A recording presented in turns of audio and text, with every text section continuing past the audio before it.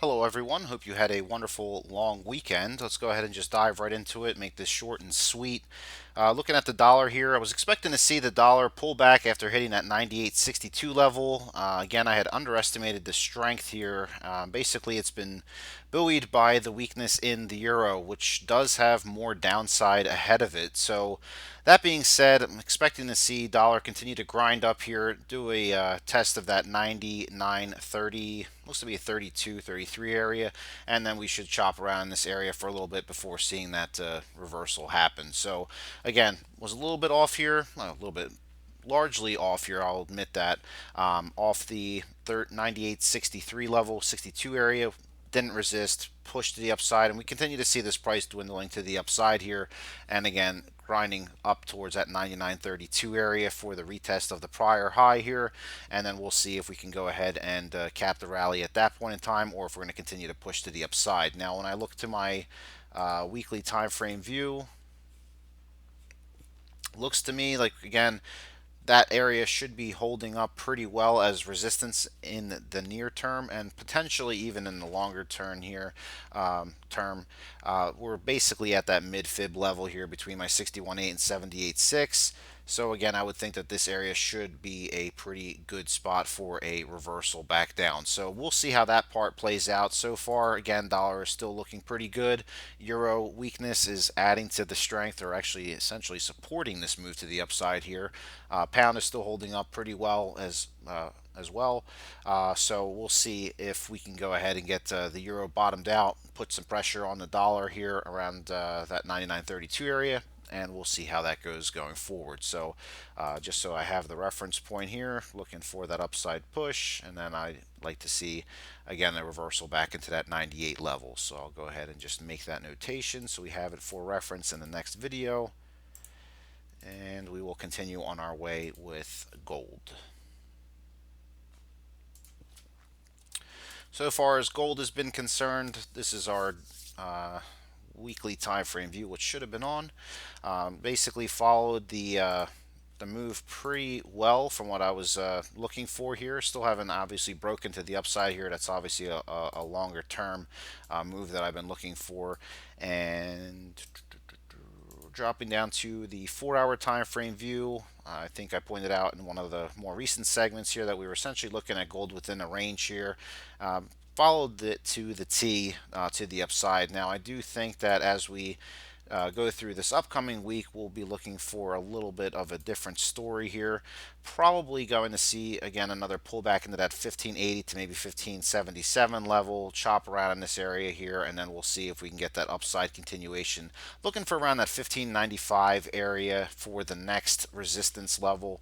Essentially, that's just going back from what we've seen not long ago, which is that big spike up on the Iran situation. So you'd be running up into resistance around that level here. Now, investing.com doesn't show this, and I had to actually make this statement to my members as well as I did that video not long ago, that we do have another wick that is up here, but investing.com for some reason is not showing it. So essentially that's what I have us doing, is going up to test that area here. Maybe it's a little bit lower than that. So again, 1595-ish, and I apologize, on this chart you really can't see this wick right in here, but I promise you it is there.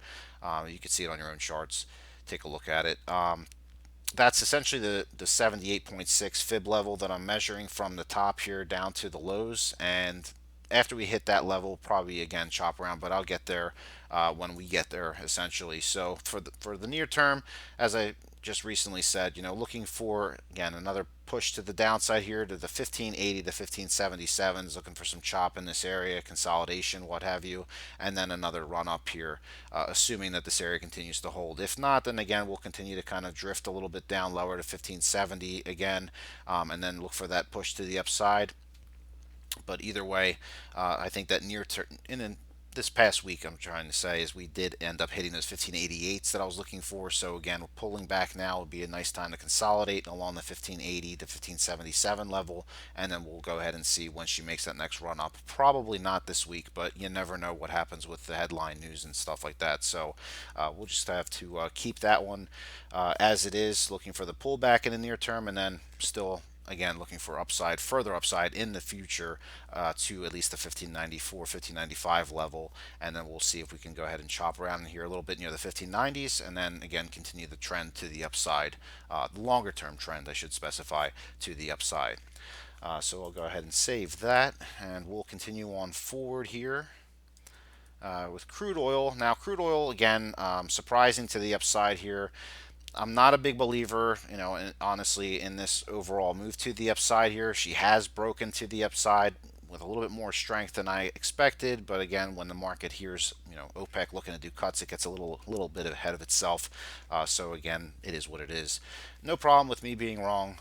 Again, that's why I've been avoiding energy. You never know when it's, kind of this euphoric news and, the bulls get all excited of how far they're going to actually push and squeeze to the upside. So that's why I've been avoiding crude oil and natural gas, both of them, recently. Not natural gas for the OPEC comments, but just in general the uncertainty with regard to where the actual bottom may or may not be in place. So that is for the natural gas side, of course. So as far as crude oil here, I am looking for more upside here in the near term. That's what again, I'm not trading this move, but I do believe that on this break here of this key level here around the 52.20, 52.30 level, looking for a little bit more upside here around 53.20, and then I believe we go ahead and reverse here, probably on disappointment of whatever happens with OPEC or some other unforeseen event that may trigger this to the downside. But I don't believe, as I said in the past, that we have bottomed just because we hit 49.50 or whatever it was not long ago. Yeah, 49.30. So again, we'll probably be looking for some action like this, and then we'll be breaking down to the lower level target that I have in mind. Now, some of you may be asking yourself, well, why is that the lower level target? Well, good question and reasonable question. So essentially, I use the fibs to measure and project where the price action is probably going to be trending to. So if you can ignore this other fib setup here and focus on the 78.6 fib level here, that is typically the level that I focus on for a potential bounce location or a resistance level. So I guess you could say it's one and the same depending upon which perspective you're taking at that time. So that level is actually at around the 47.50, 47.40. So I say 48 to 47 range, because you never know exactly specifically what that price point is going to be, but I would say around 47.50 to the 48 level will be the area that will see a lot more support coming in here, a lot more buying pressure coming in to try to at least get a near-term bounce back up into that 50-50 level. So that's where I get that target from, if anybody was wondering. So next up, and I'm going to go ahead and save that. Next up, we have natural gas, and natural gas is also in a very, very interesting situation. Trying to figure out, bulls are trying to figure out if we've bottomed or not. Bears are kind of creating this interesting situation overall. There just hasn't been a very cold winter, which is also kind of screwing up the overall seasonality of natural gas. So it's a cluster of a situation, in other words. So looking at the monthly time frame view, let's just try to knock this out one by one. Looking back in time, we still haven't hit the double bottom point here that I've been looking for around the 160 to 170. I mean, we did in fact hit around 176, so it leads some to believe that we could have bottomed, right? I mean, and yes, I could be wrong. We may have bottomed, but I'm not going to play the game until I can see exactly what's been happening. So I'd like to see a nice confirmed, low wick print down here. That would be nice, and then a nice strong bounce up here. Don't think that we get that just quite yet. So near term, as far as this overall movement is concerned and what I'm thinking, it looks like we're going to probably push up into around 202 to 203 in the near term, just by what we're seeing here. And again, as you can see from the last update I did, I was looking for these moves here to the downside and then up, but unclear of exactly where the downside would stop, as I'm sure most of you were or still are. That being said, again, we're looking for the gap fill around 2. I do think we squeeze a little bit higher than that. Go ahead and test the prior support level, which is around 203. maybe even 235 ish, and then we'll go ahead and see if she challenges and breaks to the downside, testing that 160 to lower 170 range. So that's why I said, you have to really be careful. Use your stops, because if you're wrong and it's not the bottom, or it's not going to be a resistance point and you went short, it's better to be wrong in a very low manner than it is to be wrong in a huge manner. So, in other words, keep your losses small, let your runners run, as the famous saying goes. So, that all being said, I hope you all have a green trading week. It'll be a short trading week here in the US. Again, please remember to protect your positions, and if you have any questions, comments, go ahead and leave them at the bottom of the video. Subscribe. I will be doing these videos continuously as I am available, of course. um, I do have a couple trips coming up, one in March and another one in April, so I'll let everybody know as that comes in. But March, it's going to be around the middle of the month, so that'll be like the 12th or 17th, or 12th through the 17th, I can't remember exactly. And then in April, it'll be like the second half of the month. I'll basically be gone.